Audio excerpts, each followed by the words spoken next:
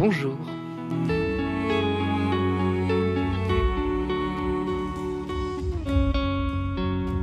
Je suis Jonathan Lobos, je suis auteur et metteur en scène de la compagnie Théâtre du Bruit, compagnie lyonnaise axée sur le péril écologique. Et nous avons monté très récemment le cycle Effondré 3e édition en lien avec notre spectacle Là le feu, créé en avril 2019. Donc le cycle Effondré 3 est venu en lien avec la création Là le feu. Ce cycle vient dans le fait que j'ai senti un manque dans cette pièce. Pour moi, parce que c'est un sujet extrêmement complexe, parce qu'on assimile à peu près toutes les problématiques qui ont lieu en ce moment. Je me suis dit que ça serait important de pouvoir justement décloisonner art, science, militantisme, et essayer justement d'en faire un gros pot pourri où on réfléchit tous ensemble. Et donc le cycle Effondré, c'est l'occasion de faire venir d'autres pièces, mais également d'autres artistes qui sont sensibles à ces questions-là, des chercheurs, des philosophes, des scientifiques, et que cette parole en fait soit toujours dans un cadre festif.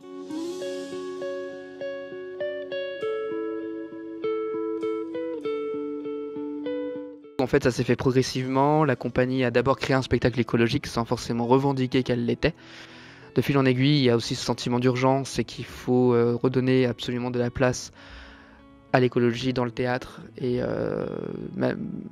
c'est pas si simple parce que malgré la prégnance du sujet, c'est encore un peu fragile à aborder.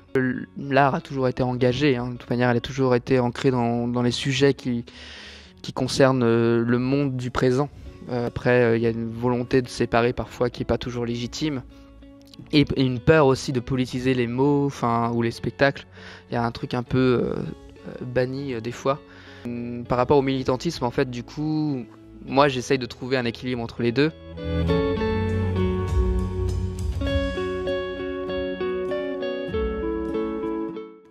Là, le feu, c'est parti d'un constat, dans lequel je me sentais moi-même en état d'urgence physique et psychologique. Et du coup, de ce constat-là, en fait, c'est venu une sorte d'écriture automatique sur l'écrasement en fait de toutes les urgences qui semblent s'accumuler et se multiplier, et le sentiment d'impuissance et même d'insuffisance que cela génère en fait en moi, et puis finalement qui génère en pas mal de monde. La pièce aujourd'hui est très estampillée effondrement, mais elle parle aussi d'éco-anxiété, elle parle vraiment de notre place, en tout cas de militants ou pas d'ailleurs, en tout cas notre place dans une société qui semble vriller.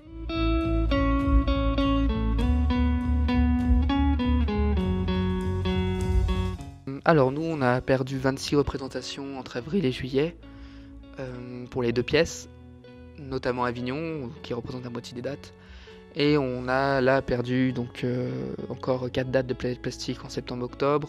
On n'est pas très rassuré. Ça fait beaucoup de dates qui commencent à s'accumuler et qui empêchent en fait de juste travailler.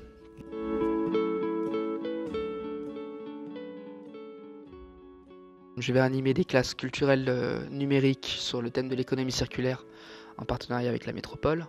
Donc ça va être assez cool de ce projet pédagogique. Et enfin, de façon plus aussi création théâtrale, là je travaille sur ma prochaine pièce qui s'appelle Nauru Norilsk, île de non-retour, qui est un spectacle sur l'extractivisme. C'est la notion d'exploitation des matières premières sans justement l'aspect circulaire.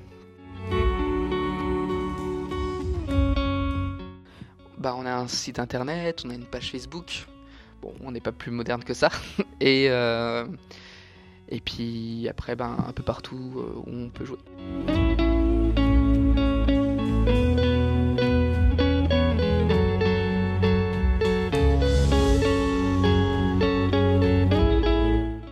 Bonjour.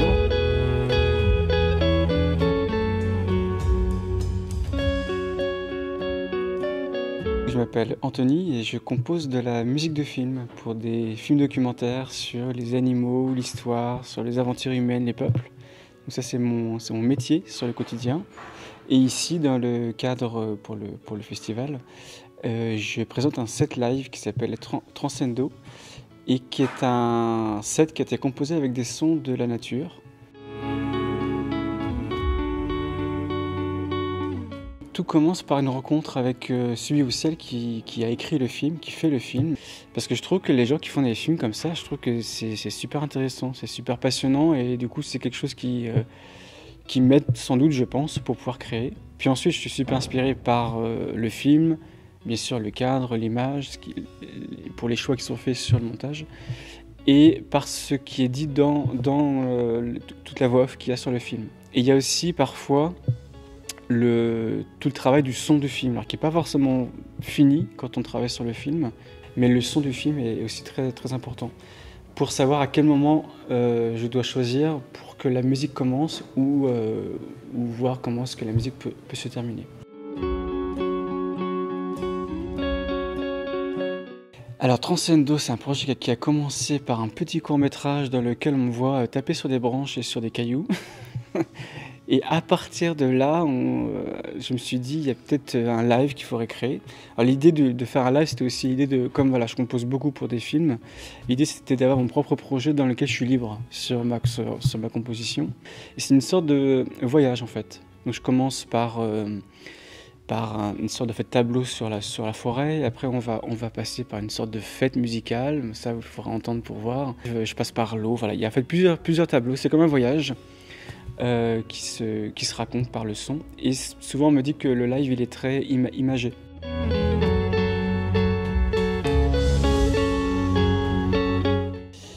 C'est pas évident parce qu'on a juste fait une première lecture sur le projet. Alors je peux juste dire ce qui m'anime là-dedans, parce que c'est vrai que pour le moment on n'a pas créé encore. C'est du coup l'histoire, c'est le réel qui a fait derrière, c'est les personnages, ces personnages croisés. Donc moi je vais être du coup sur scène, je vais jouer cette musique en live. Et en plus pour les deux comédiennes qui seront sur scène, elles vont donc jouer, mais elles vont aussi chanter et jouer aussi sur des instruments de musique. Je suis sur presque tous les réseaux. On me retrouve sur Instagram, sur aussi Facebook. En fait, ce que j'aime beaucoup, c'est que quand les films sortent sur la télé, je mets en ligne quelques musiques avant que les films sortent. Donc ça, les gens peuvent entendre du coup sur Facebook et d'autres réseaux. Et sinon, j'ai plusieurs albums qui sont sur les plateformes musicales, genre Deezer, iTunes et autres. Et je suis vraiment content là, sur ce week-end qui est à la fois le concert, qui est à la fois cette pièce qui sera jouée ce soir. C'est vraiment une période qui est pas facile. On entend quand même beaucoup de pièces qui en fait s'annulent, beaucoup de choses qui sont fermées. Donc j'ai envie de dire aux uns et puis aux autres qu'il faut courir dans les théâtres. Merci.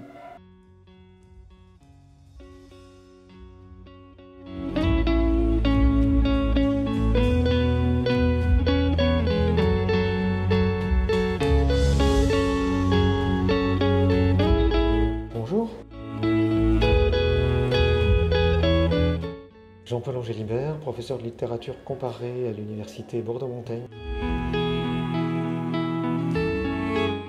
C'est une discipline qu'on enseigne dans les études de lettres et qui consiste à étudier les littératures et les arts du monde entier en les comparant, en les rapportant les uns aux autres, en étudiant des jeux de rapports, d'influence qu'ils ont les uns avec les autres. Je pense que les œuvres d'art parlent du monde dans lequel elles sont créées et que toute œuvre constitue à la fois un document sur l'époque qui la voit naître et un monument de cette époque, c'est-à-dire qu'elle est aussi le témoignage des pensées, des espoirs, des craintes, des rêves des auteurs. Et donc une œuvre est aussi un sismographe des troubles d'une époque. Vous m'avez invité, si j'ai bien compris, pour parler d'un livre qui s'appelle Fabuler la fin du monde, que j'ai publié il y a un tout petit peu plus d'1 an. À l'époque, on ne savait pas du tout qu'on vivrait une fin du monde qui nous est tombée dessus quelques mois plus tard.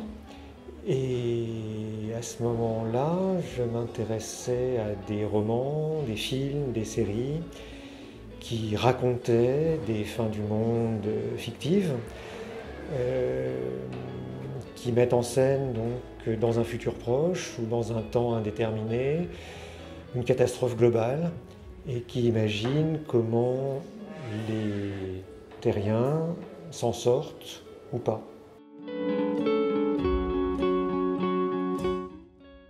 beaucoup de choses et en même temps presque rien. C'est-à-dire si on y cherche un apprentissage pratique pour savoir que faire si la fin du monde nous tombe dessus, eh bien la réponse est presque rien, parce que ce ne sont pas des traités de survie en milieu hostile, ce ne sont pas des manuels de collapsologie.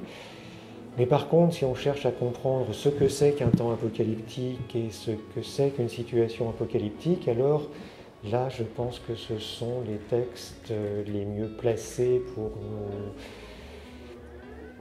nous apprendre ce qu'on vit. C'est sans doute pas un hasard si, au temps de la catastrophe écologique, les récits de fin du monde se multiplient.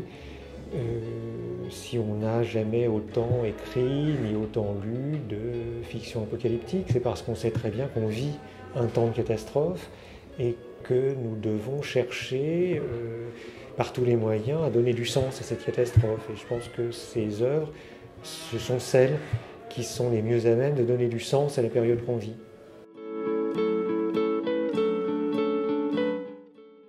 Alors les visions du futur, il faut toujours s'en méfier parce que régulièrement le futur nous donne tort. Il y a beaucoup plus d'imagination que nous. Mais évidemment, si je m'intéresse à ces fictions-là, c'est parce que je pense que nous vivons une période extrêmement dangereuse où l'état de la planète est tellement dégradé que la planète ne peut plus offrir aux espèces vivantes les refuges qu'elle leur offrait jusqu'à maintenant. Et ça depuis des millions d'années. On vit une extinction des espèces animales et végétales extrêmement rapide et massive. C'est une dynamique qui s'aggrave pour l'instant sans qu'on ait trouvé les moyens de lutter contre elle. Et certainement, si je m'intéresse à ces histoires fictives, c'est parce que je pense qu'elles nous parlent de ce péril-là. Je pense qu'agir là où l'on est, avec les moyens du bord, c'est déjà très bien. Que se mettre en adéquation avec ses idées, donc ne plus se contenter d'avoir des idées abstraites, mais de les mettre en pratique, c'est bien aussi. Donc vivre simplement, vivre sobrement, consommer moins d'énergie, consommer moins de ressources, cultiver son jardin, c'est déjà pas mal. Fabriquer du commun aussi, avec ses voisins, avec ses amis, avec ses proches. Être un peu plus écologiquement responsable, un peu plus conséquent dans ses actions. Et si déjà on prenait conscience comme ça de l'énorme gaspillage qu'on produit, ce serait très bien. Merci à vous.